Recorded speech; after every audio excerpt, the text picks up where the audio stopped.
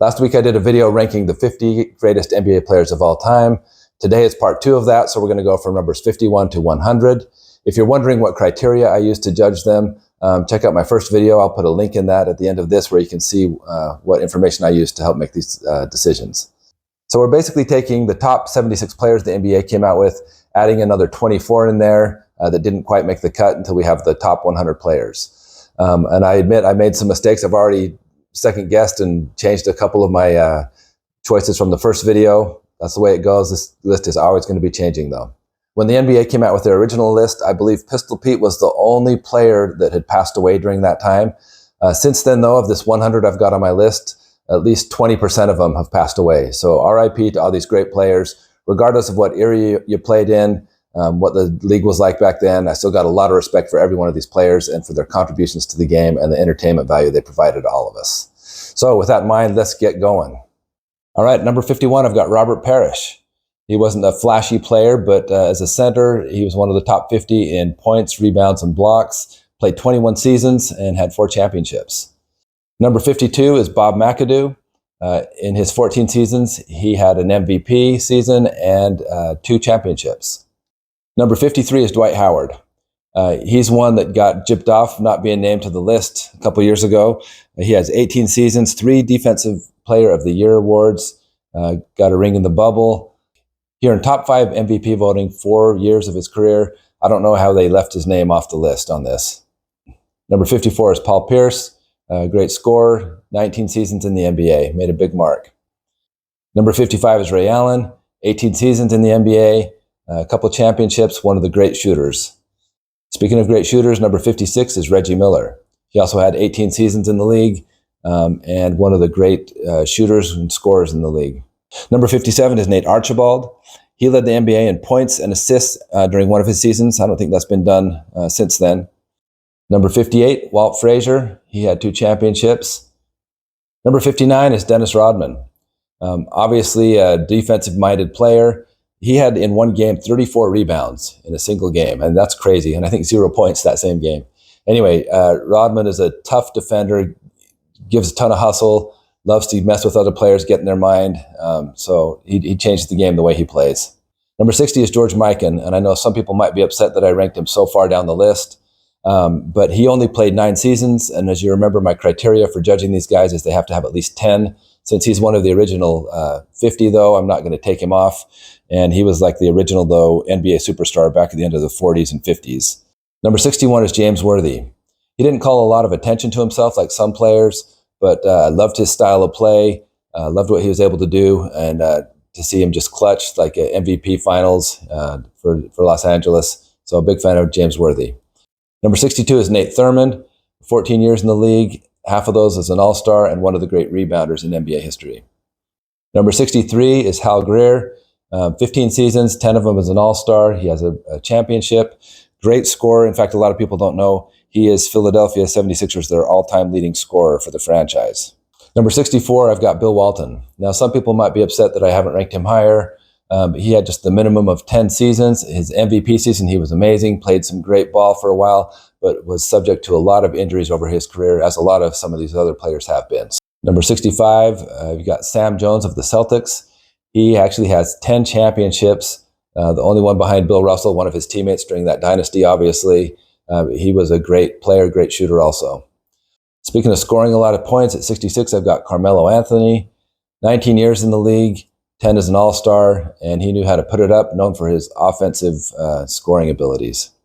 At 67, I've got Kyrie Irving. He's one of the players that didn't make the NBA's most recent top 76 cut, but 14 years in the league, he's got a championship and one of the greatest ball handlers of all time. At 68, I've got Vince Carter. He's tied with LeBron for the most seasons played. In fact, if you look at it, technically, he's played for 4 decades in the NBA before he retired. Love Vince Carter's style of play, the excitement he brought. But I love this guy because he's the greatest in-game dunker of all time in the history of the NBA. Love what he did to the game and the entertainment he gave us. At number 69, I've got Earl Monroe, 13 years in the league. At number 70 is Jerry Lucas. He was an insane rebounder in the league for 12 years. At number 71, I've got Pete Maravich. A lot of people will be upset that Pistol Pete's not higher up on the list, but he just played 10 years in the league, Definitely a showman, very exciting, fun player to watch. But when it comes to the racking up the numbers and rings and MVPs, he just didn't have it in his career. But still one of the great NBA players of all time. At 72, we've got Tracy McGrady. The thing that comes to mind when I think of McGrady is scoring 13 points in 33 seconds against San Antonio. That was just miraculous. He had 15 seasons, and half of those he was named as an All-Star. Very exciting player. At number 73, I've got Anthony Davis. He took a lot of flack for being named to the top 76 list a couple years ago, but he's been in the league for 13 years. He has a ring. He's got 2 years where he was in the top 5 MVP voting, and he's a solid player. That is, though, when he's not injured. So I think the biggest knock against him is that he's prone to injury so often. At 74, I've got Rajon Rondo. He played 16 seasons, and he's got 2 championships and great assists and steal stats. At 75, we've got Tony Parker. 18 seasons and 4 championships, one of the more accomplished guards in the league. At 76, I've got Klay Thompson. A lot of people were upset that he missed out on the last NBA list that came out. In his 12 seasons, though, he's got 3 championships. Incredible shooter. I think one of the best pure shooters out there. One of my greatest Klay Thompson memories is when he scored 60 points with only 11 dribbles, and that was only in 3 quarters of a game. So a great shooter. At 77, I've got Pau Gasol. Not a super exciting player, but he's in the top 50 of points, rebounds, and blocks. Has a couple of championships with LA, played 12 seasons. Number 78, I've got Ben Wallace. This is a guy who originally was undrafted, but then he ended up playing 18 seasons and made it to the Hall of Fame. He was a 4-time Defensive Player of the Year. Just a beast. Love Ben Wallace. 79, Manu Ginobili, probably South America's greatest basketball player. 15 seasons, 4 championships. At number 80, I have Damian Lillard, an amazing three-point shooter. He's only had 11 seasons. Of the guys that made the top 76 list, I think I have him lowest on that of all the recipients, but still a big fan of Dame time. At 81, we're going old school again with Dolph Schayes. 16 seasons, 12 of them as an All-Star. He had 3 years where he was voted in the top 5 MVP voting, and he has a championship. Great rebounder also. At 82, we're staying old school again with Paul Arizin. He played 10 years, all 10 of them. He was an All-Star. He had 3 years where he was in the MVP top 5 voting, and he had a championship also. Number 83 is a name a lot of people might not know. That's Walt Bellamy.